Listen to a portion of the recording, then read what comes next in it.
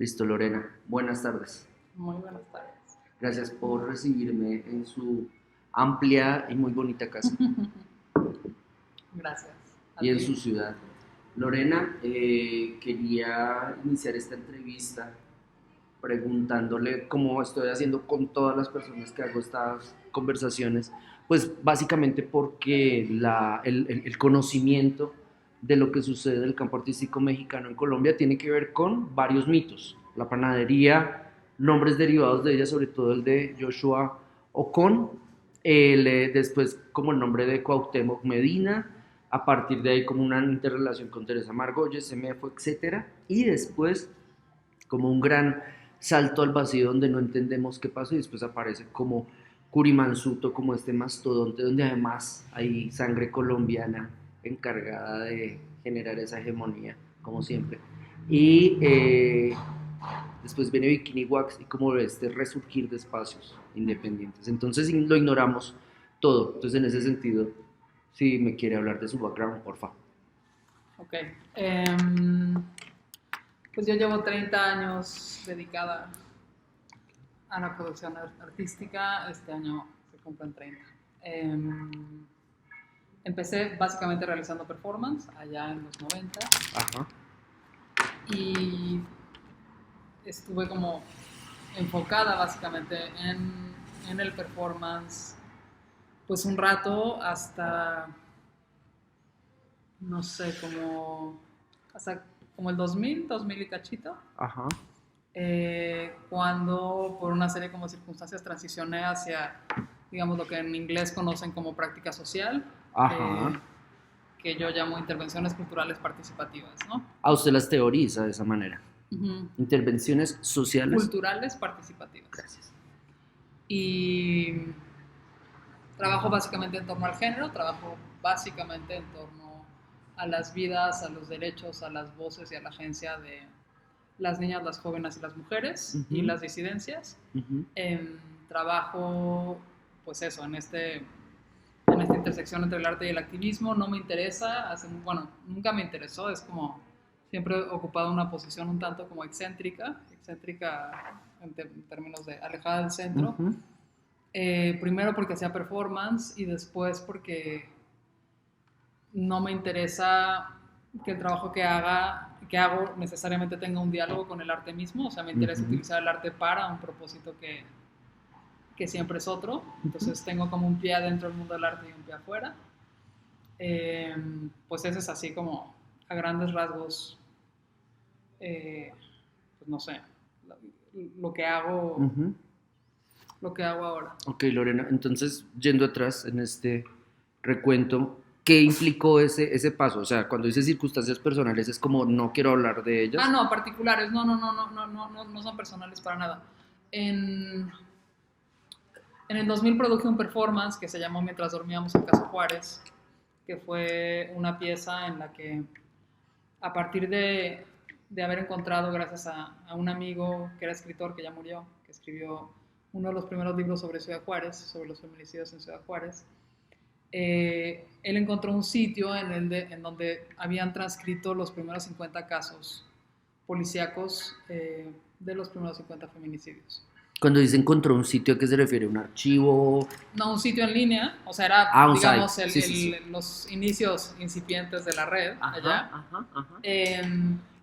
Y es un sitio que armó la familia de una joven que se llamaba Sagrario. Y que Sagrario representaba como una voz muy particular porque Sagrario estaba estudiando para ser monja.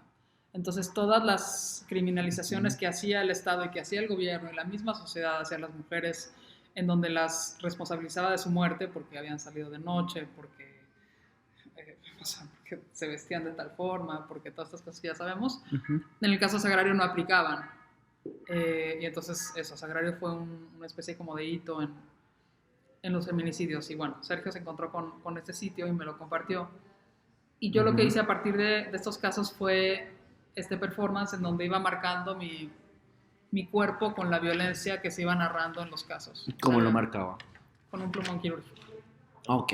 Un poco como las marcas que hacen los cirujanos como las plásticos. marcas que hacen los cirujanos, que es como una especie de punteado, o sea, como rayitas. grabé los 50 casos y conforme se iba narrando en la grabación las violencias específicas, yo las iba marcando sobre mi cuerpo, ¿no? Entonces mi cuerpo se transformó en esta acumulación de todas estas violencias que además eran violencias específicas frente a lo que ya existía en ese momento, como este término, las muertas de Juárez, ¿no? Que es un término impreciso, porque no se murieron, las mataron. Hay un plural abierto que no especifica si son 2 o son 5,000. Es decir, es como de esas estrategias culturales que hacen digerible el horror, ¿no? Entonces, en contra de esa estrategia, este performance, lo que a mí me interesaba era plantear la violencia específica que estas mujeres habían vivido y en el caso de las mujeres que habían sido identificadas, quiénes eran, ¿no? Ahí quería preguntarle, esas marcas sobre el cuerpo iban determinadas por qué cartografía, es decir, en el codo pondría qué, o en los senos, o en un muslo, o simplemente eran aleatorias las anotaciones que hacía sobre su cuerpo, hasta donde le alcanzara la mano, pues. Tenía que ver con lo que se iba narrando tal cual, o sea... Sí, como le cercenó el cuello. Y marcarlo así. Perfecto. Ajá, o sea, como un poco señalar la violencia específica, ¿no? Lo más específica que, digamos, que se pudiera, ¿no? Pero bueno, a partir de ese performance, digamos, pasaron, o sea, bueno, fue como una especie de evolución en donde yo llegué, eso, al arte a partir del performance, llegué a los feminismos a partir del performance, que también es una llegada un tanto peculiar. O sea, dos brincos evolutivos, dos pasos evolutivos. Y es, digamos, es extraño porque en la articulación o en la indagación de cómo se articulaba mi cuerpo y qué significaba fue que yo llegué a los feminismos, ¿no? Y eso me condujo casi de forma directa a las violencias de género, ¿no? A las violencias contra las mujeres. Y cuando empecé a trabajar, bueno, trabajando en ese proyecto había hecho muchos proyectos que tenían que ver ya con género y con esto que yo llamo el marcador mujer, yo no creo en el binario. No entiendo el marcador. Ah, lo del marcador mujer. Después de Mientras dormíamos, quise trabajar con mujeres sobrevivientes de violencias desde el reconocimiento de que eso de lo que estaba yo hablando era algo que me había ocurrido a mí y le había ocurrido a mi hermana, a mi madre, a mis amigas, es decir, prácticamente a todas las mujeres que yo conocía, ¿no? Es decir, con el hacer proyectos en torno a las violencias fui descubriendo que esas violencias no estaban lejos, no me eran ajenas, sino que estaban en mí, ¿no? Y a partir de ahí quise trabajar con mujeres sobrevivientes de violencias y empecé a conversar con mujeres en un refugio para mujeres. Y digamos, ahí hubo este como tránsito. ¿Quieres que quite? No sé si se oye la comida del gato. Más o menos ese conversar con mujeres en este espacio fue en qué año, es decir, 2000, mientras dormíamos. 2000 y poquito, no sé. O sea, seguimos en el mismo 2000-2002, por ejemplo. Digamos, más o menos. Por ahí. Ya. O tal vez más adelante, no sé, es que soy pésima con las fechas. Ok. Pero bueno, a partir de empezar a hablar con las mujeres, o sea, mi idea inicial era conversar con ellas y tomar sus experiencias para producir obras, ¿no? Y en el camino descubrí que el acto de contar nuestra historia en los términos en los que cada una quiere y necesita era un acto de reparación en sí mismo, que eso ya era de alguna forma el proyecto, estas conversaciones. Y dejó de importarme, o bueno, fue dejando de importarme cada vez más producir obras autorales mías para pasar de un singular a un plural, ¿no? Para pasar de un yo a un nosotras y básicamente pues generar estas plataformas de enunciación, de señalamiento y de visibilización que son de muchas, que nunca son de una sola persona o digamos de unas cuantas personas, siempre son, digamos, espacios abiertos en los que mi voz puede o no figurar, pero en cualquier caso no es ni la voz central ni es importante, ¿no? En este proceso, entonces también hay como un alejamiento tanto del campo artístico en su forma más convencional, del mercado, de la producción. Pero ya lo había, o sea, ya lo había con el performance, o sea, desde el principio. Digamos, desde el posicionamiento como performancera, ya había, por eso te decía que siempre tiene una posición como excéntrica con respecto al mundo del arte, ya. Entonces, o sea, producir performance en los 90 en México yo siempre hablo de los 90 como, digo, tú lo decías hace rato, de estas historias paralelas, ¿no? Ujú. Los 90 son ese momento en donde el mundo empieza a mirar a México, o sea, el mundo del arte internacional empieza a mirar a Sí. México, y buena parte del mundo del arte establecido está muy ocupado mirando de vuelta a esa mirada, ¿no? Respondiendo a esa mirada. Y mientras eso sucedía, nosotras, hay nosotras que habría, no sé, habría que especificar quiénes somos nosotras, pero bueno, por lo pronto quienes estábamos en ese momento en Exteresa, estábamos mucho más ocupadas en mirar lo que estábamos haciendo nosotras y en procurar espacios y plataformas para nuestro quehacer, aquí, Ahí ¿no? quisiera interrumpir un momento para ampliar el contexto, que es Exteresa, digamos, explíquele Exteresa a un colombiano que ni idea. Okay. Exteresa es un espacio que está ubicado en un ex convento, Ok, en el Centro Histórico de la Ciudad de México, y es un espacio que en 1992 un grupo de artistas le pedimos al gobierno para dedicarlo exclusivamente al performance. ok. Y que logramos además negociar con el Estado para que en efecto nos lo diera. ¿Gobierno local o nacional? Y de hecho, ¿cómo fue esa interlocución? Gobierno federal. O sea, porque, digamos, los espacios, los museos y espacios del Estado, Ujú. en general, la gran mayoría son bueno, los museos grandes y tal, son del Instituto Nacional de Bellas Artes, que en ese momento pertenecía al Consejo Nacional para la Cultura y las Artes, hoy la Secretaría de Cultura. Ujú. Y nada, fue una negociación, presentamos un proyecto, ¿Cómo básicamente presentan un proyecto de performance para una institución del Estado? Es decir, presentamos un para mí proyecto esto está rarísimo, de hecho. porque no teníamos dónde presentar nuestro trabajo. O sea, era más que un proyecto, digamos, curatorial, era un proyecto de artistas buscando un espacio, haciendo un espacio para nuestro quehacer. Eso, hubo una negociación con el Estado, se planteó un proyecto, había este espacio que era una especie como de centro cultural. Ajá, ya estaban operando. Era un centro cultural, pero era un centro cultural tutti frutti, o sea, no tenía como ninguna línea de nada, y lo que hicimos nosotros fue decir, vamos a dedicarlo digamos, a lo que en ese momento era el arte alternativo, ¿no? Y se llamaba tal cual, Exteresa Arte Alternativo. Ah, ok. Y yo creo que digamos, el gobierno aceptó básicamente por conveniencia política. Ah, ok. O sea, Ok. No es generosidad. Bueno, yo creo que, por supuesto que había una apertura, porque, digo, no podría haber existido si no hubiera habido una apertura, Ok. pero tampoco creo que haya sido solamente digamos, un gesto bondadoso del Estado diciendo vamos a reconocer la incipiente Escena. la incipiente escena del performance con Ajá. Melquiades Herrera y con Marcos Curtix y con Mónica Mayer y con Maris Bustamante.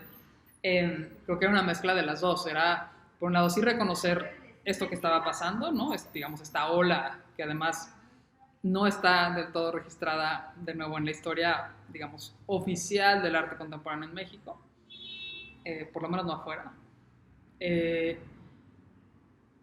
Y eso, o sea, fue digamos, requirió de una interlocución y de una, quiero decir habilidad política, pero en realidad no era habilidad política, porque o sea, yo tenía 21 años, o sea, yo estaba llena de entusiasmo y de energía y de ganas, sin ningún conocimiento de absolutamente nada, ¿no? Y nada, creo que fue una coincidencia en tiempos, en un momento en donde, de nuevo, sí estaba ocurriendo todo esto. Es decir, sí había un movimiento como en ebullición de gente que estaba empezando a hacer performance, de gente que estaba empezando a hacer instalación, videoarte, etcétera, ¿no? Y entonces llegamos un poco con la consigna de presentar esos trabajos, ¿no? Uh-huh. En la narrativa, digamos, que se conoce de México, siempre está la panadería, siempre, por ejemplo, está Temístocles, pero muchas veces no está Exteresa, y hay una narrativa muy rara en torno a Exteresa, porque la premisa es que Exteresa no era un lugar alternativo porque era del Estado. Ok, ok. Y hay como una confusión en términos, porque una cosa es a quién le pertenece el espacio, y otra cosa era el tipo de trabajo que estábamos presentando, que no necesariamente son lo mismo. Pueden tener que ver, Ajá. pero no necesariamente son lo mismo, y, digamos, a diferencia de de estos otros espacios que estaban patrocinados por la iniciativa privada. En nuestro caso, lo que implicó era eso, era una serie de negociaciones con el gobierno. Quería preguntarle sobre, en esas negociaciones, además estoy pensando como si fuera político u oficinista bogotano, y es, si a mí un grupo de artistas me llega a mi despacho y me dice, despierte uno, después de que despierto, me dicen, trabaje y hagamos esta negociación, yo voy a decir, porque no quiero trabajar, porque soy oficinista y político colombiano, voy a decir, ok, ustedes me señalaron la existencia de ese espacio, yo ni siquiera sabía que estaba, cómo lo van a administrar, y me iría por ahí para quitarles su idea. En este caso, ¿cómo fue la negociación respecto a ustedes qué van a hacer con el espacio? O sea, una cosa es obtener la infraestructura, pero ¿y cómo hacerlo? ¿Cómo propusieron esa operatividad? Una junta asociada, una junta de asociados que se reunía cada cierto tiempo para programar, generación de convocatorias, cómo manejaban, perdón, cómo allegaban presupuestos. Teníamos un presupuesto asignado por el gobierno. Bien. O sea, había un presupuesto. Que ya y lo tendría demás, el espacio desde antes. No necesariamente. Ok. O sea, que negociamos nosotras. Y luego conseguíamos cosas, pero conseguíamos cosas, es decir, teníamos a alguien que fabricaba, bueno, que embotellaba tequila, y entonces hacíamos una negociación para que nos dieran 10 botellas de tequila para las inauguraciones. Okay. Era todo, digamos, muy casero. No había como grandes dineros ni grandes patrocinios, era todo un poco por quién conoce a quién y, ok, quién, digamos, el espacio lo iniciamos Eloy Tarcisio y yo. Después en algún momento entró Verena Green. Verena, su familia tenía una mensajería, entonces, por ejemplo, todas las invitaciones, que en general una de las cosas que pasaban en ese momento era que el correo mexicano siempre ha sido un poco desastroso. Nada llegaba, entonces enviábamos todo a través de la mensajería. Para que llegara. Y entonces eso, por ejemplo, nos daba una gran ventaja frente al resto de los espacios del INBA, del Instituto Nacional de Bellas Artes, porque nuestras invitaciones sí llegaban, ¿no? Porque eran de mensajería, digamos, de mano a mano, ¿no? Y nada, fue un periodo muy interesante, porque además ahí se presentó todo lo que no tenía cabida en ningún otro lugar, ¿no? De nuevo, desde lo que estaban haciendo un poco las madres y los padres del performance, hasta lo que hacían como otras personas de otros países que logramos traer con 2 pesos y mucho entusiasmo y muchas ganas, ¿no? Ahí empieza a sumarse como gestora, creería que también como curadora y como artista, ¿sí? Digamos, todo un poco a la par. La verdad es que nunca necesariamente como curadora. A mí la idea de hacer curaduría es algo que no me gusta. Yo prefiero utilizar términos como facilitación. Prefiero, no sé, operar bajo una lógica en donde yo no soy quien elige un proyecto sobre otro, ni le otorga ni bautiza a un trabajo con un cierto valor frente a otro, sino que más bien ayudo o he ayudado en ciertos momentos a articular estas plataformas en donde pueden ocurrir cosas, ¿no?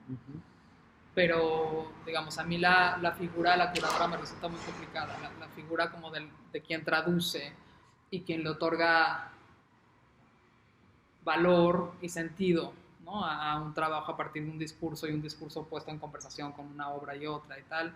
Eso me resulta bastante complicado, ¿no? Digamos, en términos de mi posicionamiento político, no es algo que me interese, porque es un ejercicio de poder, ¿no? Ok. Pero bueno, brincando un poco, o sea, eso fue en los 90, ¿no? Y Exteresa fue un fenómeno, o sea, fue una... De pronto, no sé, por ejemplo, trajimos a Ron Athey, un performancero norteamericano, y teníamos estos festivales de performance. Y eran festivales donde había un premio. Digamos, la manera de poder financiar los proyectos de otras personas era a través de concursos. Claro, distribuir recursos también. Entonces, nada, en una noche de un festival de performance de pronto había 800 personas. O sea, sí era una cosa como enloquecida en lo que duró, ¿no? Y luego Exteresa se ha ido transformando Exteresa sigue, Exteresa tiene Pero esta etapa que su merced me cuenta. eh, no sé, yo estuve del 93 al 96. Ok. Pero también había toda una serie como de conflictos internos, intergeneracionales, sobre todo pues de las generaciones mayores que sentían que nosotras los jóvenes veníamos a desplazarles, y fue tan cansado ese proceso que yo terminé por así, desistir y claudicar. Básicamente un proceso de agotamiento por presión, ¿no? Sí. Ahí, su merced, entonces sale de este, o se desvincula, más bien, se desvincula de esta institución y ya ha consolidado, supongo yo, pues 3 años con esta actividad que usted me describe. Creería que ya ha consolidado un nombre en el campo artístico a varios niveles: producción, facilitación y producción de obra, quiero decir facilitación e incluso circulación, ¿sí? Sí, ¿Circulaba internacionalmente en esa época, su merced? sí, digamos, Ok. más o menos. O sea, de nuevo, en estos circuitos del performance que no tienen nada que ver con los circuitos del mundo del arte establecido, que son los festivales de performance que suceden siempre en las periferias, ¿no? Nunca suceden en las grandes capitales, sino siempre en las ciudades pequeñas, ¿no? Entonces no era París, pero era Toulouse.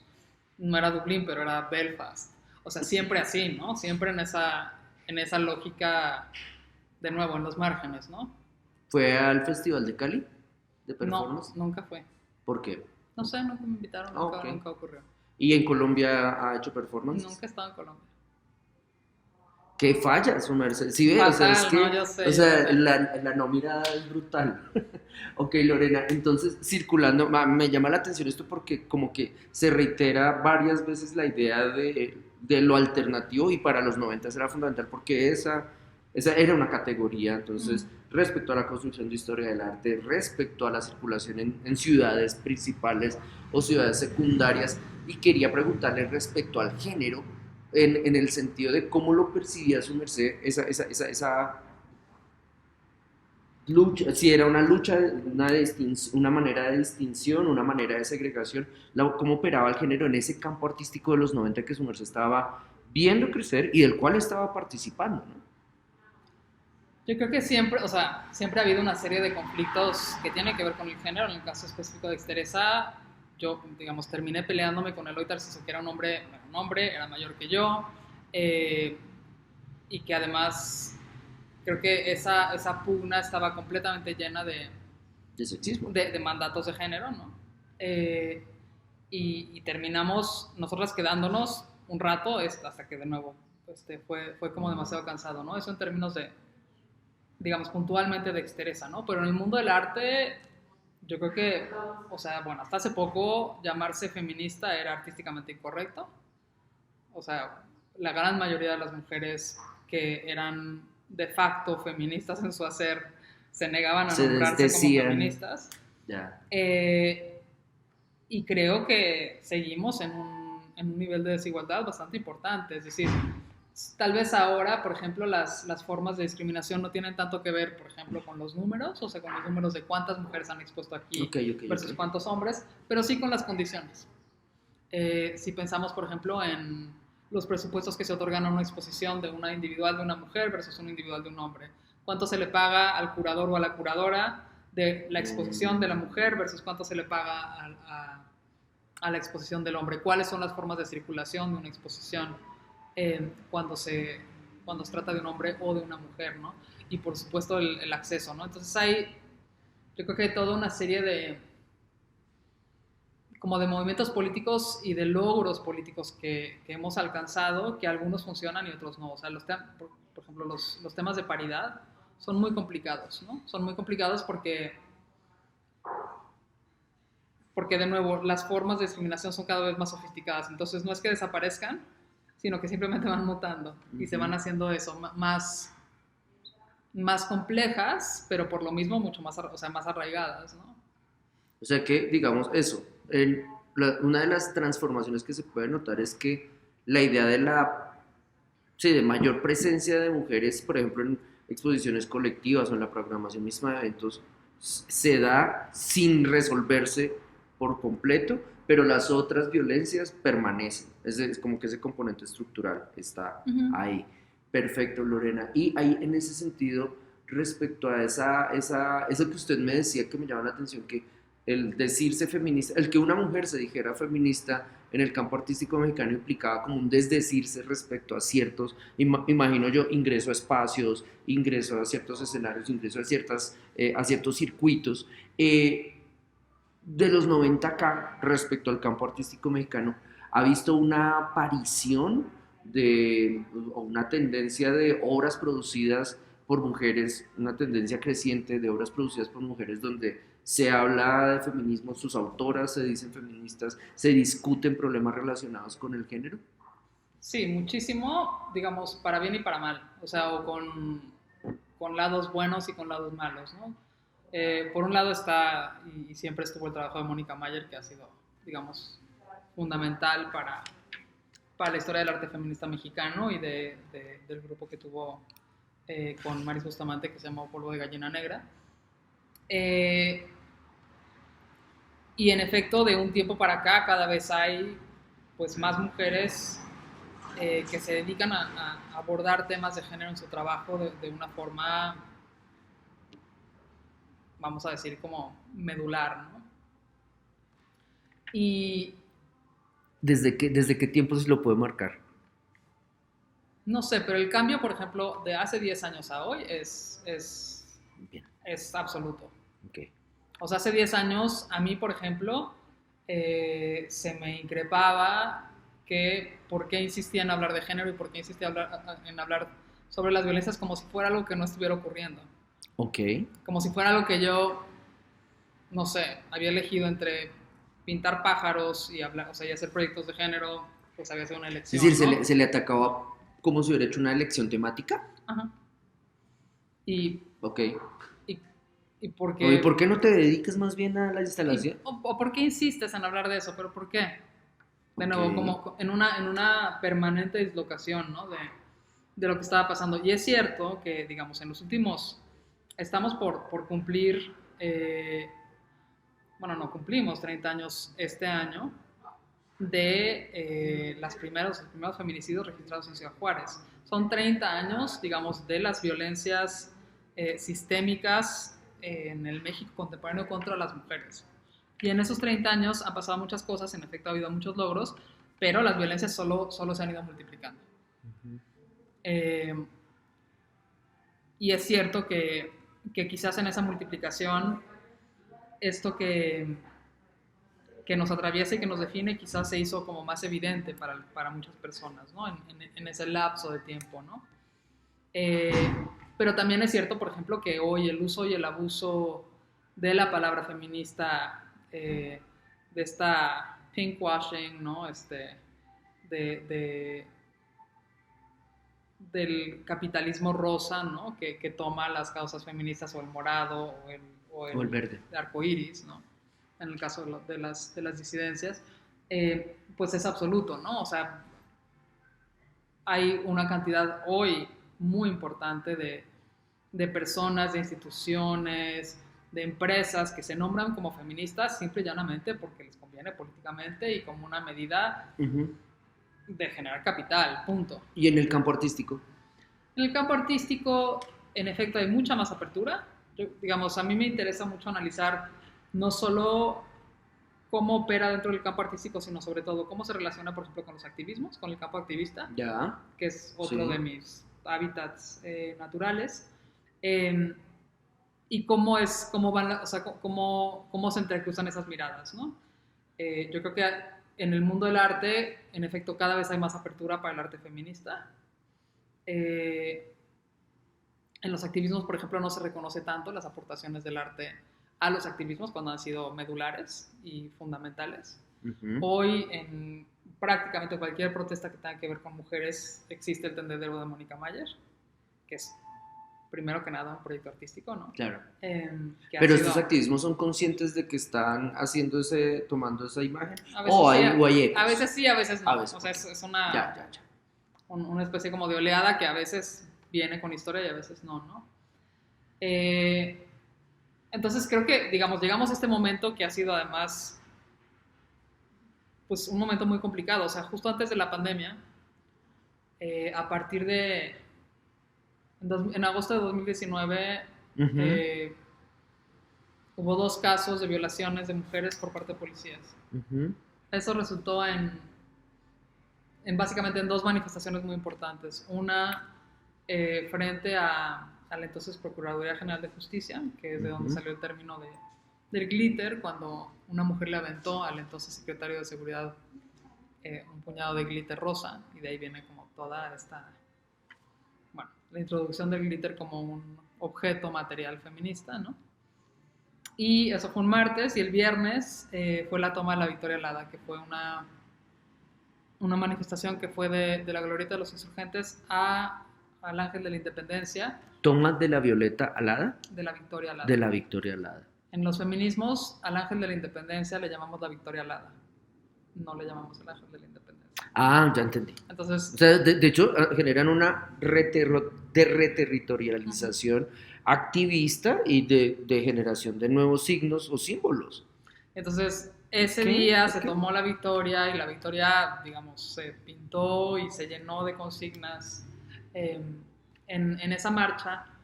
Y esa marcha logró poner como sobre la mesa o sobre el centro del debate nacional lo que estaba pasando con las mujeres en este país.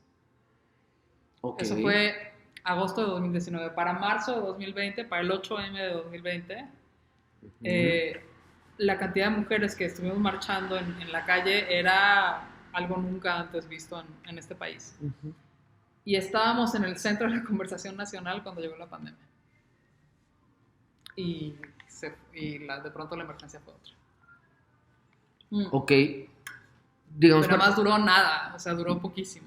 un año, pero momento, momento. No, del 8M Sí, pues fue al una semana, dos confinamiento, semanas, 10 2 semanas. días, Sí, casi, sí. ¿no? Quería Menos. preguntarle igual dentro de como ese incremento generalizado de presencia en número de mujeres manifestándose, y también me parece como una sofisticación de las prácticas visuales, o sea, lo del glitter, como traer algo además como un componente como de decoración en ciertos contextos sociales, socioeconómicos, pues como Uh-huh. de procedencia cultural, también de ciertos espacios marginales en términos de género, e incorporarlo en las manifestaciones, pues me parece que es un gesto a Uh-huh. tener en cuenta.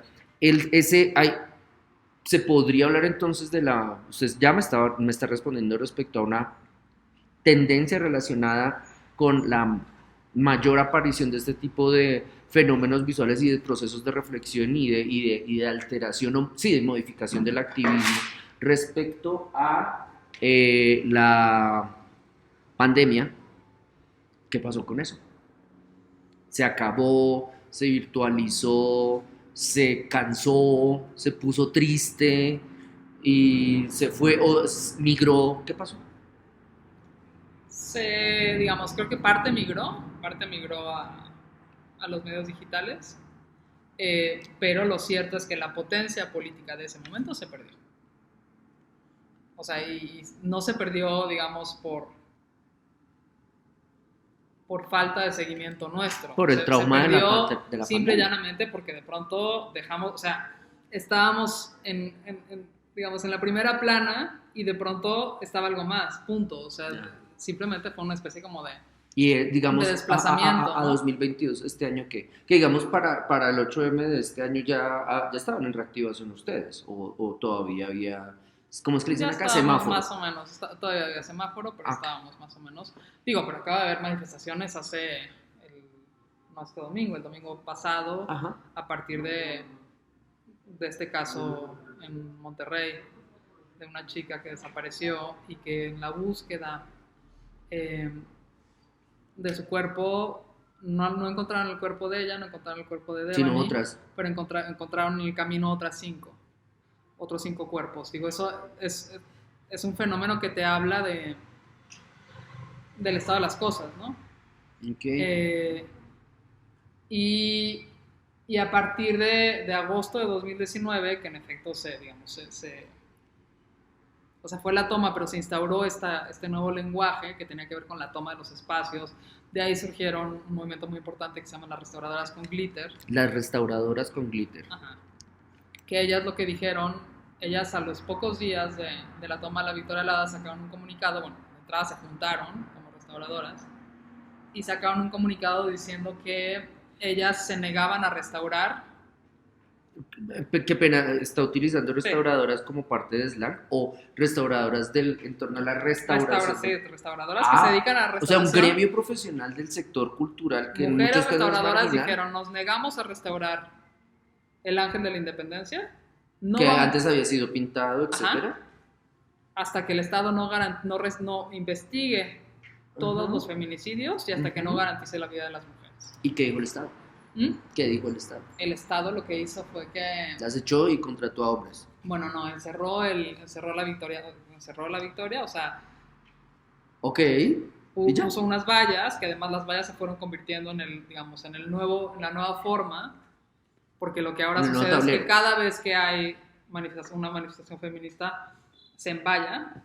Lo que siguió fue que pusieron vallas alrededor del Palacio Nacional. Entonces, con este gobierno, que se supone que es de izquierda, Mm. la respuesta del gobierno en el siguiente 8 Fue ni siquiera la interlocución. fue poner, no vamos a hablar con ustedes, punto. Vamos a poner vallas. Ok. Sí, pues se Entonces, supone que es centro izquierda. Ok. argumentaron que estaban, nada, se pusieron a trabajar en el Ángel de la Independencia en restaurar el Ángel, que tenía en efecto una serie de fallas estructurales después del sismo de 2017. Ah, Pero bueno, o sea, hubo un uso, digamos, manejo estratégico del timing exacto, y de para la no información, responder igual. y eventualmente, por supuesto que se Pero restauró. Lorena, me Que llama se mucho la limpió. atención que un gremio dentro de, perdón, sí, un gremio dentro del sector cultural que por lo menos en Colombia es un gremio como subsidiario, como que los restauradores van después de los productores, se hubiera movilizado y hubiera tomado acción. En el campo artístico hubo situaciones parecidas como el movimiento de, y voy a utilizarlo de pronto si soy irónico o groseramente irónico, pues por favor corríjame, como performers con glitter o pintores con glitter, sí, quiero decir como gremios determinados por su técnica que se asociaran en respuesta a esto, ¿hubo o ha habido? No, hay abogadas con glitter, o sea, hay una agrupación que No, se llama de arte, Abogadas con Glitter. Yo les digo abogadas de arte con glitter, ¿Mm? abogadas de artistas con No, glitter. y lo que sí es que, digamos, quienes nos dedicamos a esto, empezamos y seguimos trabajando en esto, o sea, no cejamos, ¿no? Pero lo de las restauradoras fue bien interesante porque de alguna forma eso, eran completamente ajenas a los feminismos, eran ajenas Sí, a no las piensa. como las conversaciones del arte, y sin embargo tenían un poder enorme, porque tenían el poder de decir, no restauramos eso, punto. Y hasta el día de hoy las restauradoras con glitter han sido y siguen siendo interlocutoras entre muchos grupos, entre muchas colectivas de ideologías y posicionamientos muy distintos. O sea, gozan de una posición muy singular porque pueden conversar con muchas. No entiendo por qué llama la atención sobre eso. Es decir, estos grupos son hay, desagregados o se oponen. Hay posicionamientos y muy distintos. Ellas vinculan, ellas dialogan. No vinculan, pero dialogan con muchas agrupaciones. ¿Concilian? No necesariamente. No necesariamente, no okay. necesariamente. Listo. Y bueno, entonces, usted dice que hay una migración a lo digital. ¿Ha visto aparecer activismo? O no, más bien, ¿cómo ha visto usted que se han configurado estos activismos que han migrado a lo digital desde lo artístico? Es decir, digamos, como que implementan las lógicas de diseño gráfico o de performatividad que tienen las redes sociales, las exacerban, las explotan, ¿cómo hacen ahí? Digo, es como complicado hablar en general, puedo hablar de lo que yo hice, o ¿Sí? sea, yo de inmediato, yo estaba trabajando en un proyecto en ese momento que se llama Historias Jóvenes, que era parte de un proyecto muy grande que se llama Historias Propias, que Historias Propias tiene que ver con encontrar vías de circulación para las historias de personas de identidades no normativas. Y con personas de identidades no normativas me refiero desde mi comunidad, que es la comunidad LGBTQIA+, ¿no?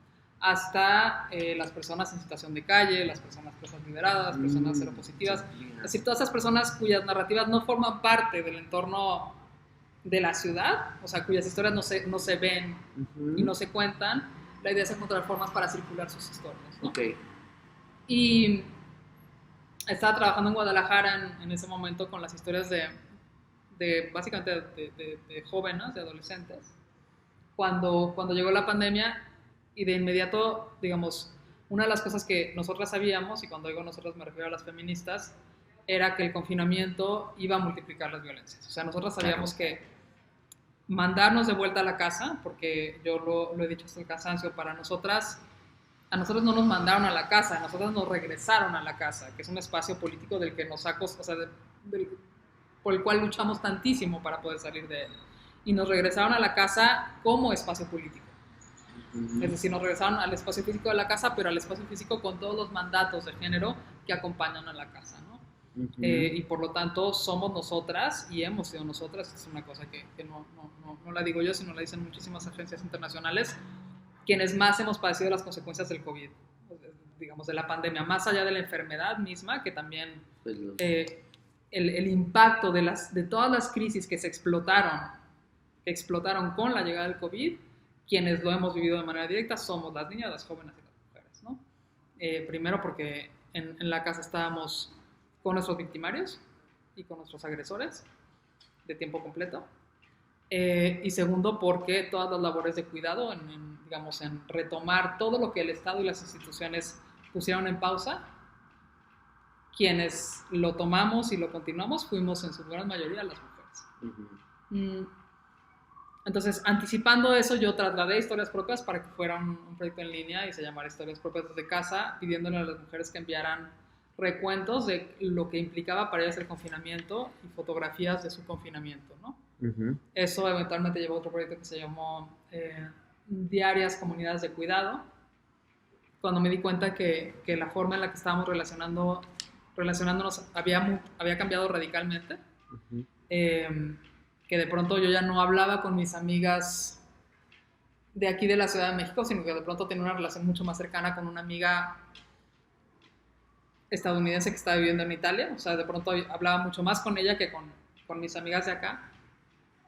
Entonces, Diarias era un proyecto que compilaba eso, diarias de una semana de un grupo de mujeres afectivamente relacionadas que se estaban cuidando entre ellas, ¿no?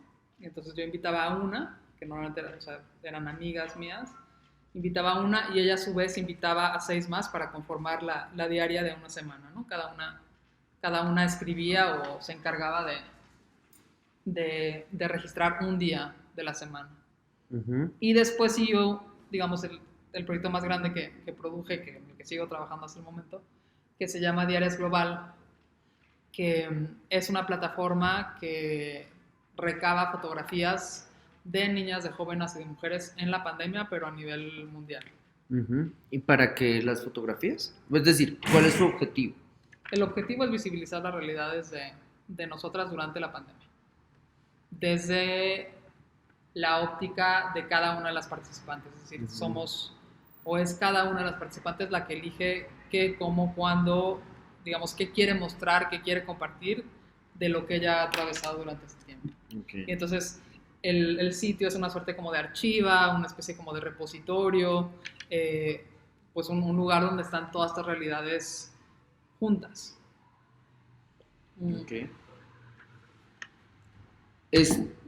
Estas las puedo encontrar. Las historias, las diarias, las puedo encontrar en redes y las puedo encontrar en lo que sería el site, el suyo, en su página personal. Porque es que quiero ir a un punto como donde usted al principio de esta conversación hablábamos como de la disolución de la autoría y más la recuperación de lo colectivo, ¿no? Cada proyecto tiene o un blog o un sitio. Digamos, Historias Propias y Diarias Comunidades tienen blogs que yo hice, que son como muy sencillos, mientras que Diarias Global sí es un sitio programado en donde automáticamente las imágenes se suben, por ejemplo. O sea que es una especie de mecanismo que funciona sin mí. Pero igual la iniciativa es suya, las invitaciones parten de la red que usted ha tejido y a partir de ahí empiezan a tener como existencia y autonomía propia. Ok, Lorena, entonces digamos, creo que hicimos como un paneo muy rápido por su obra, pero la persona interesada puede continuar indagando respecto a cada uno de estos proyectos. La relación suya con el mercado, ¿cómo ha sido a lo largo de este recorrido rápido que hicimos Yo no por su vendo obra? obra. No vende obra, No, así de simple. nunca he vendido obra. Primero no lo hacía porque producía performances. A mí lo que Pero no sé, la fotico, el Nada. A videíto. mí lo que siempre, digamos, lo que a mí me llamó del performance, que de alguna manera es lo que me sigue interesando en el tipo de trabajo que hago, es la posibilidad del diálogo. Digamos, estos espacios como espacios de diálogo y de interlocución con otra, con otro, con otros, ¿no? Y eso sucedía con el performance y sucede con las intervenciones que hago ahora, ¿no? Nunca, o sea, nunca bueno, no solo nunca me he interesado, sino me he posicionado en contra del mercado del arte porque además opera bajo una serie de lógicas que no me interesan. A mí lo que me interesa es contribuir a que quienes vivimos en esta ciudad y en este país, como mujeres y como disidencias, tengamos una mejor vida, punto. O sea, a mí si eso es un objeto preciado, es más, si lo que yo hago es arte o no, es algo que no me interesa. Y en ese sentido, no, no me interesa producir objetos. Cuando produzco cosas, siempre son o remanentes de un proyecto o cosas que, no sé, que regalo. O sea, trabajo mucho con carteles, por ejemplo, y esos carteles, o sea, nunca, jamás en la vida pensaría en venderlos.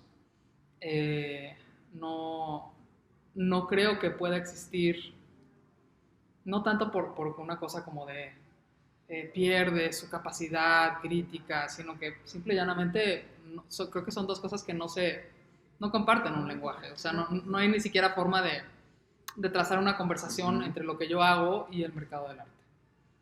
O bueno, sí la hay, pero desde una Es mirada muy, que, muy superficial, muy entonces ahí pues, quería, pasteurizada. por ¿No? supuesto, ¿qué es lo que hace el mercado? Como que homogeniza. Pero igual, aquí quería hacer una pregunta respecto a cómo se han relacionado los coleccionistas con su obra. Es decir, ¿usted se ha enterado, por ejemplo, de coleccionistas que han adquirido registros de su obra, que han comprado un cartel o algo para ingresarlo a su colección? No, Ya o como parte de sea, la obsesión de estos sujetos como quienes quieren tener esos objetos.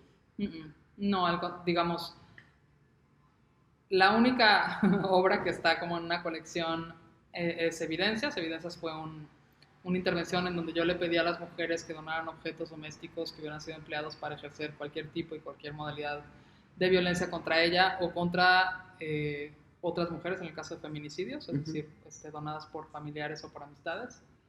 Y, y yo básicamente, digamos, lo que queda, que además lo que queda para mí nunca es lo que importa, o es quizás como un segundo momento, ¿no? O sea, para mí lo que importa en mis proyectos es el dispositivo, lo que le implica a una mujer sacar de su casa un objeto y llevarlo a un lugar público con otras mujeres y con otros objetos y entrar en conversación con eso. Hay un proceso de validación mutua en Otra donde vez la ya no conversación es... como obra, ¿no? ¿Mm? Otra vez la conversación como obra. La conversación como obra y el encuentro como obra, ¿no? En donde no hace falta que el Estado valide, porque la validación sucede entre nosotras, que eso también se transforma como en una vía alterna o en una vía ciudadana de, digamos, operatividad política, ¿no? Eh, y bueno, este proyecto de evidencias, eso lo que yo, el segundo momento, que no es el dispositivo, porque el dispositivo es recabar los objetos y es pues, lo que queda, que son los objetos con sus respectivos testimonios, ¿no? Y ese proyecto yo se lo doné al MOAC hace unos años. Y se lo doné al MOAC básicamente porque me interesaba que fuera resguardado en algún sitio. O sea, yo tenía cajas y cajas de botes, frascos con saliva y con orina y con planchas y con vasos y con cuchillos y con bisturís, que en algún momento decidí que era importante que se preservaran, ¿no? Y entonces se la doné al MOAC, ¿no? Ha habido, a partir además de una conversación de la entonces curadora de la colección, muy al inicio, cuando estaba Solenaro, Sol me planteó y me dijo, queremos algo tuyo en el MOAC, pero no sé, ni siquiera sé cómo, o sea, exacto, sí. ¿qué podría ser, no? Y eso eventualmente evolucionó en que en que yo doné evidencias. Hay una conversación con el MUAC para que el MUAC compre, digamos, una de las pocas cosas que queda grande de un proyecto, que son los espectaculares, de un proyecto que yo hice, una contracampaña a la campaña publicitaria del Palacio de Hierro. El Palacio de Hierro es como la gran tienda departamental de México, y allá en los 2000 sacaron una campaña que era pues una oda a la misoginia monumental, y yo hice una contracampaña. Y esa contracampaña la presenté en espectaculares en la calle, o sea, en billboards, ¿no? Ujú. Y, y nada, o sea, tengo las lonas de los espectaculares, que básicamente las tengo milagrosamente porque cuando me mudé aquí utilicé unas para pintar, o sea, para cuidar el piso y esto. O sea, tan no creo en el objeto artístico que eso, que para mí, o sea, eran un poco de plástico. Y bueno, después pasaron 20 años de ese proyecto, que además ese proyecto sí fue, no sé, fue un hito en ese momento, tanto para el arte feminista como para, digamos, el arte. Eh, entonces también, como con una lógica de preservar, a mí me interesa mucho también como hablar de cómo generamos nosotras nuestra memoria Ujú. en nuestros términos. Porque eso, porque siempre he operado desde el margen, desde una mirada crítica al arte establecido, ¿no? A las esferas establecidas del arte. Y en ese sentido creo que es indispensable que nosotros contemos nuestra historia, ¿no? Entonces, desde esa lógica como de preservar eso, es que hay una conversación con el MUAC, pero es una conversación con el MUAC de hace 8 años y no lo han comprado. Entonces, no sé si algún día lo van a comprar o no. En cualquier caso, es la única cosa que yo me imagino que yo podría vender, pero digamos, cuando pienso en eso, lo pienso como una vía para financiar Mutua, ¿no? Que Mutua es una plataforma en línea que tenemos varias colegas y yo, de práctica social feminista, ¿no? Donde básicamente producimos proyectos, pero sobre todo hasta ahora impartimos laboratorios, ¿no? Es un espacio básicamente pedagógico en línea de práctica social feminista. Entonces eso, yo pienso en vender un espectacular de Soy Totalmente Hierro, no tanto para pagar la universidad de mi hija, que quizás debería de hacerlo, sino más para financiar un proyecto como Mutua, ¿no? Lorena, entonces ahí el correlato, ya usted se me adelantó un poco, el correlato con la institución respecto a la participación en colectivas, en antológicas o en retrospectivas dedicadas a su obra, ¿cómo ha sido? Es decir, ¿cómo hacen además respecto al reenactment, como que vuelven a hacer los performances, a busca dentro de esta red que Sumer se ha construido, quien tenga registros para ampliarlos y presentárselos al público, recurre acude a recursos como la narración oral? ¿Cómo son esos procesos si los ha habido?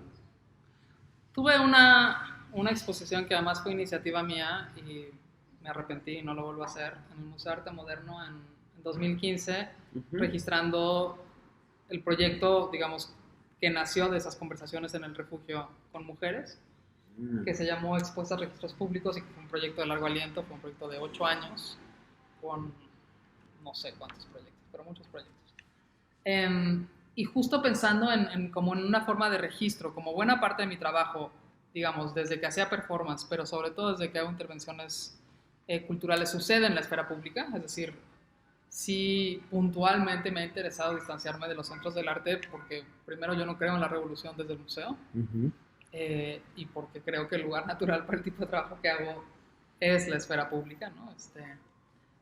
Eh, entonces, justo en una lógica como de registrar ese proyecto fue que se planteó este proyecto con el Museo de Arte Moderno, ¿no? Y Ujú.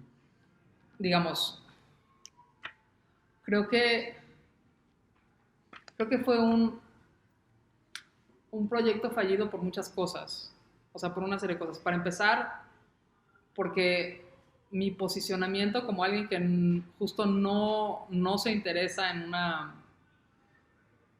una lógica como autoral, Ujú. entraba como en permanente conflicto con el museo, ¿no? El museo, por ejemplo, de entrada me dijeron que por qué no le cambiábamos de nombre a la exposición. ¿Y por Cuando qué? estaba registrando o Un sea, un proyecto que proyecto que venía ya de hace había, ocho que ya había años. ocurrido, ¿no? Y entonces, por ejemplo, al momento de tener esa conversación, yo me enfoqué en preservar el nombre, pero no me fijé, por ejemplo, que lo que hicieron fue ponerle Lorena Wolfer expuesta a registros públicos. Que en sí mismo el título era una contradicción, porque o soy yo o son expuestas a registros públicos. O Ok. sea, ya era como una especie como de sinsentido, ¿no? Es en ¿Cómo el debería llamarse según usted? expuesta a registros públicos, punto. Y tal vez un proyecto de Lorena Wolfer, pero no Lorena Wolfer como el título. Entiendo. O sea, era y un Todas poco sus reflexiones en torno a la muerte del autor, al carajo. al cara, o sea, pero además en una cosa en 2 segundos, que además en ese momento no la vi, ¿no? Y que fue brutal. Muchas cosas que no vi en su momento, ¿no? Por ejemplo, recreamos, ya había hecho un performance que se llamó Fe de Hechos. Y en ese Fe de Fe hechos. de Hechos. Yo ¿Más o menos trabajo de qué año? mucho, Ni no idea, tengo ok. idea, pero aquí está y te voy a dar esto, así que... Ah, muchas gracias. En Fe de Hechos yo llevo un rato trabajando con las violencias y la verdad es que ese proyecto Expuestas fue un proyecto bien complicado y muy difícil porque trabajar con las violencias como materia prima, o sea, solo con la violencia, sin un antes, sin un después, sin un contexto, es brutal, o sea, es terrorífico. Y cada tanto entraba como en crisis, ¿no? Entraba en crisis porque iba al refugio a tener una conversación con una mujer que acababa de escaparse de su casa después de haberlo planeado durante 5 años, que me narraba el escape, que me narraba que había tenido que dejar a su hija o a su hijo. O sea, venía de eso y de pronto tenía que ir a recoger a mi hija a la escuela, ¿no? Era una cosa, es una cosa que te, digamos, te atraviesa y te define, bueno, te define, te redefine para siempre, ¿no? Y en uno de esos momentos como de crisis, de cortocircuito, produje Fe de Hechos, y Fe de Hechos era básicamente uno de los últimos performances que hice, en donde tenía una masa, como masa para pan, que estaba Ya. como amasando en el piso, el público entraba, pero era una masa negra, y cuando el público entraba, yo contaba todas las historias que tenía presentes en ese momento de violencias. Y por cada historia hacía una bola de masa, la envolvía en un cachito de fieltro y la amarraba. Y entonces era como una forma de materializar las historias, y cuando acaba de contar las historias, habría a que el público contara las historias que Y el público que también tenía que ellos, performar. yo lo hacía. Mientras la gente... Ajá. Y al final yo les pedía que se llevaran las historias y que encontraran una manera de sanarlas. Y eso era pues individual, ¿no? O sea, hay gente que decía, yo me la voy a llevar a tirarla a la basura porque esto es una mierda, o sea, lo voy a tirar. Alguien más decía, yo me lo llevo a una iglesia. Alguien más decía, me lo llevo al monte y lo voy a enterrar, ¿no? Y en, en la traducción que hicimos en el Museo de Arte Moderno, lo que hicimos es que pusimos todas las mañanas poníamos masa para que el público dejara sus historias, con la promesa de que yo era quien las iba a sanar. Es decir, era como invertir un poco, Se echó una carga encima. pues era invertir el proceso Perdón, anterior. ¿cuánto duró la exposición? ¿Un día? Quiero decir, porque si no duró eran como 3 muchas meses. historias. Muchas historias. O sea, al final, o sea, eran muchísimas historias. Pero, por ejemplo, algo que yo no me di cuenta fue que pusieron una foto mía enorme arriba de la mesa. Más egolatría. No, entonces cosas que, o sea, son como los usos y costumbres de los espacios del arte que además no ganas nunca. O sea, no ganas nunca porque yo eso, por ejemplo, no lo vi. O sea, a mí cuando me dijeron, oye, esta foto, sí, ok, la foto. O sea, eran como... Entonces estaba haciendo obra, usted estaba Ajá. preocupada de otra cosa. Y no tenía que yo no lo preocuparse pude de las entender. traiciones museográficas. Exacto, yo no lo pude entender hasta después, cuando lo vi, dije, claro, aquí estoy, o sea, la foto enorme de mí a la mitad del cuarto, ¿qué es eso? ¿Qué es eso, no? Y además, bueno, esa exposición terminó siendo muy, muy complicada porque una chica que trabajaba en el Museo de Arte Moderno terminó dirigiéndome una carta a mí sobre una violencia que ella había vivido en el Museo de Arte Moderno, pretendiendo que yo hiciera algo como si yo tuviera la posibilidad de hacer algo por ella. Y entonces mi exposición se transformó en una guerra donde esta chica de alguna manera me señalaba porque me había buscado y yo no le había ayudado. Ajá. Y entonces la forma en la que se registró el proyecto no fue como la acumulación de tantísimas historias de tantas mujeres, sino una pugna entre una trabajadora del Museo de Arte Moderno que en efecto me buscó, a la cual yo el día que me llamó le dije, estoy en una junta, te llamo después. Se me vino el día encima, pasaron 80 cosas, no le llamé. O sea, y le terminó armando una campaña de cancelación. No, bueno, sí, ajá. No, o sea, pero generación X, millennial, la millennial actúa como millennial ante lo que lee como un rechazo a su dolor por parte de una mujer que trabaja. Pero además es mucho peor, porque yo, o sea, cuando en efecto no le hablé, a los pocos días tuve una reunión justo en Exteresa, con la curadora de Exteresa, que fue quien me había dicho, oye, hay una chica que tiene un caso que te quiere llamar, ¿me puedo dar tu teléfono? Claro que dale mi teléfono. Fui a esta junta y le dije a esta mujer, oye, ya nunca le llamé y ya no sé cuál era su teléfono porque pasaron los días y me da su teléfono y me dijo, no, ya está bien, puso una denuncia, ya tiene un trabajo. Y a mí cuando me dijo eso, yo dije, yo no puedo hacer, o sea, yo no tengo nada más que hacer. O sea, y puso una denuncia en el entorno legal, no generó una condena por redes. Exacto, puso una denuncia, ya está mejor y tiene trabajo. Yo, como artista, activista, lo único que yo podría haber hecho es, digamos, enfilarla o darle consejos de dónde poner una denuncia. Y ya. Entonces, a mí alguien me dice, ya se puso la denuncia. Pues chao, ¿ya? Yo no tengo nada más que hacer. Ah, ok, qué bueno que ya la puso. Buenísimo. Chao. Y eso, en lo que resultó fue en efecto en una campaña que además ella publicó su carta el día de la inauguración. Entonces, la exposición no tuvo ni 24 horas de vida sana, sin las acusaciones. Sí, ya se fue para otra cosa, para otro lado. Que además es, de nuevo, una violencia de género, porque de dónde se asume que yo como artista tengo un poder de qué. Yo no soy un ministerio público, yo no puedo hacer nada. Uh-huh. Tampoco podía hacer absolutamente nada con el museo, porque si yo le digo al museo, oye, tienes este caso de violencia, porque además ese es uno de 1000 en el Museo de Arte Moderno, no estoy hablando de 1000 en cualquier otro, ese es un caso de cientos de casos que ha habido en el Museo de Arte Moderno, frente a los cuales yo no tengo ningún tipo de posibilidad de incidir, porque yo le digo al Museo de Arte Moderno, oye, o resuelves el caso de esta chica o cancela mi exposición, y el museo me dice, cancela tu exposición. El museo, ¿qué me va a decir a mí? Uh-huh. Y además, su merced tampoco es el vehículo para ese reclamo, en términos del reclamo institucional. Bueno, y el museo además lo que hizo, muy convenientemente, es que frente a esta pugna me dejó a mí como pararrayos, porque esta chica, la carta la dirigía a mí. En su carta aparece mi nombre, pero no aparece el nombre de su agresor. Es decir, hay una serie como de confusiones ahí también, muy terribles, y claro, al museo le funcionó muy bien, porque entonces el pararrayos fui yo. Entonces, te cuento un poco esto que pasó con esta chica, no tanto como por la anécdota individual, sino por el sistema arte. Sí. O sea, yo traté de llevar una serie de procesos que justamente suceden afuera de las esferas del arte, porque no pueden dialogar muy a menudo con el arte, porque no pueden suceder en los espacios del arte. Lo volví a meter donde no puede suceder. Entonces, claro, al momento de meterlo se lo comió y me lo regresó vomitado, como sucede con el mundo del arte. ¿Se arrepintió? Completamente. O sea, ¿y no lo volvería a hacer? No. ¿No lo volvería a hacer en un espacio donde pudiera controlar esas variables? Tal vez sí. O sea, tal vez si hubiera una claridad de inicio en donde yo pudiera establecer todo de principio a fin.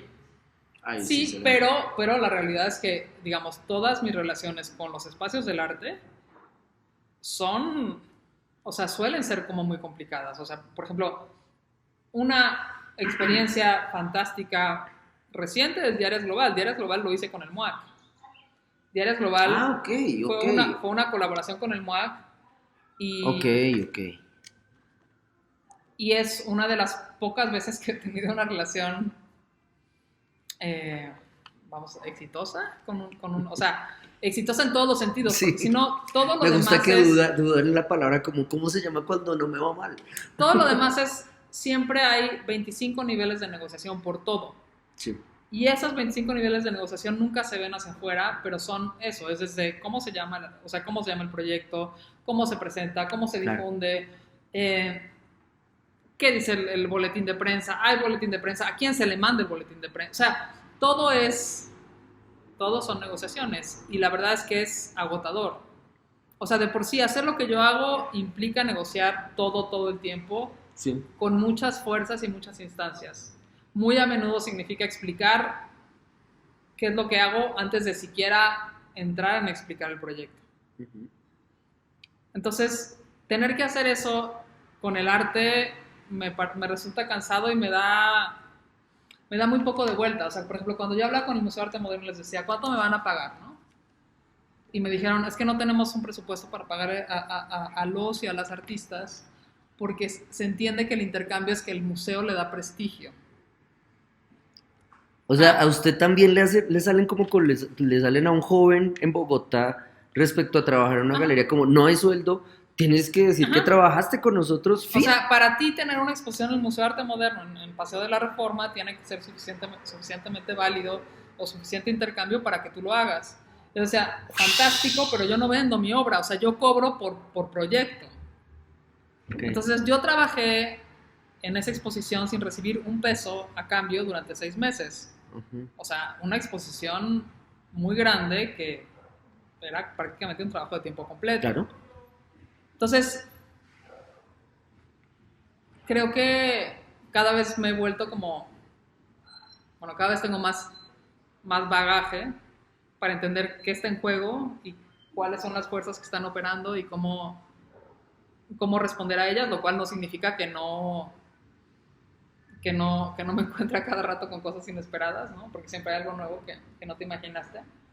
Y en ese sentido prefiero luchar y prefiero negociar para que un proyecto se logre hacer que estar, o sea, en esas como debates idiotas con el mundo del arte. Lorena, ya llevamos una hora. ¿Usted cuánto tiempo esperaba hablar? Pues para no quitarle su tiempo. Si quieres, platicamos un ratito más. Usted me dice entonces, me sí. dice como ya no más, ¿vale? Sí. Pues porque yo seguiría acá. Ok.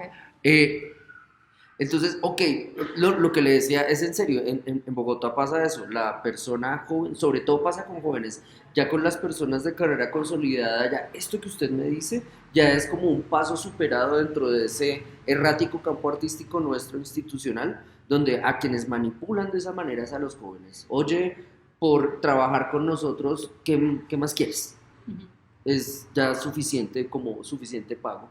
Sin embargo, quería incidiendo en eso, en el factor económico, porque es un factor que se deja de lado en la configuración para reconocer las configuraciones de campo artístico, pero también es un factor que consolida ciertas prácticas de acoso, de violencia contra mujeres y contra profesionales de múltiples géneros. Ahí quisiera preguntarle a su merced respecto a la manera en que, digamos, usted plantea un distanciamiento con el campo del arte, precisamente por, creo, también esas violencias estructurales que maneja y que tiene naturalizada. Quería preguntarle respecto a otras instituciones, ¿con qué otras instituciones se relaciona usted? Porque lo suyo es una práctica ampliada de la práctica, pues creo que es más, de hecho, una sofisticación de la práctica social, y en ese sentido le implicará negociar no solamente con comunidades, no solamente con su propia práctica como productora de símbolo o sentido, sino con qué otras instituciones, entidades. Normalmente para mis proyectos establezco puentes entre instituciones que no trabajan juntas. Entonces, por ejemplo, no sé, un proyecto que hice en el centro está patrocinado por lo que entonces era el Instituto de las Mujeres, o sea, la instancia que atiende los temas de mujeres, con un museo. Y son dos instancias que jamás han trabajado juntas y que además jamás van a volver a trabajar juntas, ¿no? Entonces, lo que a mí me toca hacer es eso, como tender puentes para que sea posible hacer un proyecto, eso, como los que yo hago. Eso, digamos, en algunas ocasiones, y en otras, yo salgo a la calle y hago lo que el proyecto plantea sin nadie más, ¿no? Un proyecto, digamos, prepandemia reciente fue Historias Propias en el Senado. Proyectamos las historias que tenía recabadas hasta ese momento sobre la fachada del Senado. Y eso fue una colaboración con una senadora, pero después de un año de negociaciones con cualquier cantidad de personas y de instancias para buscar un lugar donde proyectar, como parte de un proyecto que estaba organizando Violeta Orcasitas, que es una curadora, y que se llama Satélite, y que tenía que ver con llevar proyectos artísticos, digamos, a espacios artísticos, pero sin los permisos de los espacios artísticos, ¿no? Y yo lo O sea, que la idea era no contar con el permiso. Sí. Ok. Y yo lo que le planteé es, hagamos eso, pero hagámoslo en edificios de gobierno, o sea, hagámoslo en el Senado de la República. Ay, sí se necesita sí o sí el permiso, Bueno, las meten entonces, a la cárcel, ¿no? Por supuesto, o sea, conseguimos el permiso, pero después de eso, muchísimo tiempo de negociación. Entonces, por ejemplo, en el caso de ese proyecto, que fue posible gracias a Patricia Mercado, que es una senadora feminista, digamos, el equipo de Patricia pagó la proyección, nadie nos pagó a nosotras, y que es un poco también como... ¿Se repite la precarización? O sea, la precarización es permanente porque además es arte más activismo más feminismos, es imposible, y se asume que además que si eres feminista y si trabajas en los feminismos, eres la Madre Teresa de Calcuta, con lo cual lo que haces es un trabajo que tú le regalas al mundo porque pues es en beneficio Es decir, la feminista no cobra, es... Las feministas no cobramos porque lo nuestro es el activismo. El activista no cobra. Entonces, Okay. si es una mezcla de las artistas no cobran, las activistas no cobran y las feministas no cobran. Entonces, eso junto... Su merced está triplemente jodida. Es una mierda, y cuando sí cobro, soy muy cara, ¿no? O es demasiado dinero. Es como, oye, pero si tú eres feminista. Porque además los proyectos normalmente son proyectos muy largos, ¿no? Claro. Entonces yo cuando cobro por un proyecto de 6 meses, no por un proyecto, no sé, de una semana. Y como le tengo 10 pinturas y ya, sí. Y entonces se ve la cantidad de esas ideas, es muchísimo dinero, y dices, ajá, divídelo en 6 meses. Y no es nada, no solo no es mucho dinero, es muy poco, ¿no? Después de esta exposición en el Museo de Arte Moderno, digamos que hay una de las cosas, vamos a jugar a que, ok, listo, exponer en el Museo de Arte Moderno da reputación, por lo tanto, después de esto le van a llover invitaciones, sobre todo en el exterior. ¿Sucedió? No, por supuesto que no. Además, digamos, yo hice esta exposición en el Museo de Arte Moderno porque en ese momento lo dirigía una mujer que es una curadora feminista con quien yo tenía una muy buena relación hasta que pasó todo el desastre que pasó. O sea, por supuesto que no. O sea, por supuesto que eso no se tradujo en que me llovieran 80 ofertas. O sea, no, nada, absolutamente ¿Y nada. afuera ha realizado procesos expositivos? ¿Afuera de México? Sí. He realizado proyectos más que procesos. Más que procesos, Sí. ok. Es decir, si alguien quisiera hacer una retrospectiva de su obra para un museo en Bogotá, tocaría trabajar bastante. Ajá, para armarlos. Para armarlo se haría, pero hay que generar un proceso de diálogo con su merced a nivel como la construcción del proyecto, la negociación a los 25 niveles que usted decía y el control como de las diferentes etapas para poder llevarlo a término. Y desde la pregunta de cuáles trabajos sí son traducibles para un espacio museo y cuáles no. Que es algo que, por ejemplo, o sea, cuando hice la exposición en Museo de Arte Moderno, por supuesto que hay proyectos que se quedaron afuera, ¿no? Y que no entraron. Es decir, esta vendría a ser una antológica dentro de un criterio. Pero yo sería ahora mucho más crítica incluso de cuáles son los procesos de traducción de eso que sucede en las esferas públicas y si es posible o si es deseable meterlos al museo. Vale, Lorena.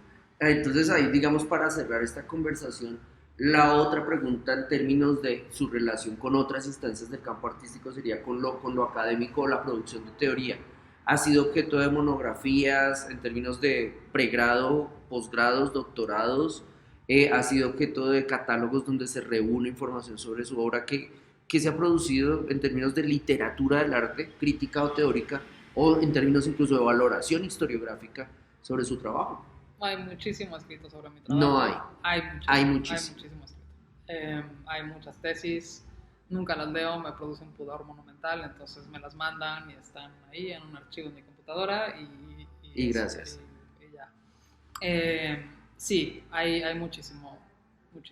¿Y catálogos? Eso sí ya no, ¿o sí? Catálogos en realidad no, porque además buena parte de lo que hago no es material de catálogo, Se Es decir, desaparecen. sí. Yo he producido o sea, he transformado Momento. Pero entonces usted me decía hace ya 20 minutos que sí operaba en términos de, perdón, que había horas no, perdón, que a usted le gustaba operar en la esfera pública. Parte de la esfera pública son los medios de comunicación que por más mierda que sean, estos más mierda producen un tipo de diálogo y construyen discursos respecto a obras suyas. ¿Tiene compiladas esas reacciones de medios de comunicación respecto a su trabajo, por ejemplo? ¿Y ha sido bastante o más bien poquito? Mucho. Ok, es decir, si yo quisiera como curador, podría hacer como historiador, podría hacer una compilación solo de artículos dedicados a la obra de Lorena y habría. Muchos. Ok, ¿y hay alguien que ha hecho una investigación por esa vía? Como la respuesta de los medios hegemónicos. No, pero justo ahora, no sé si conoces a David Gutiérrez Castañeda. Bueno, David es un connacional tuyo. David es un académico, está en la ENES Morelia, es parte de la UNAM, es historiador del arte, y justo David trabaja en torno a a los feminismos y a la práctica social, desde el arte. Y David hace no mucho me llamó y me dijo, oye, estoy preocupado porque tengo muchas alumnas que están haciendo su tesis sobre tu obra. ¿Y por qué le preocupa? Y me dijo, ¿por qué están hablando de tu obra solo desde el campo artístico? O sea, la están como... Ajá. O sea, la están formalizando. La están formalizando y la están, de alguna manera, como desnudando de los dispositivos y de su enunciado político y de su incidencia política. Regresándola solo a que sea un enunciado artístico, y entonces me dijo, voy a dar una clase y quiero poner a mis estudiantes a que analicen qué es lo que está pasando. Uh-huh. ¿Por qué están haciendo esto? Uh-huh. Entonces, no existe, pero no existe ya, pero existirá. Podría ser un proyecto editorial. David lo está haciendo por lo pronto con sus estudiantes. No sé qué vaya a hacer. Después podrá hacer algo más. Ok.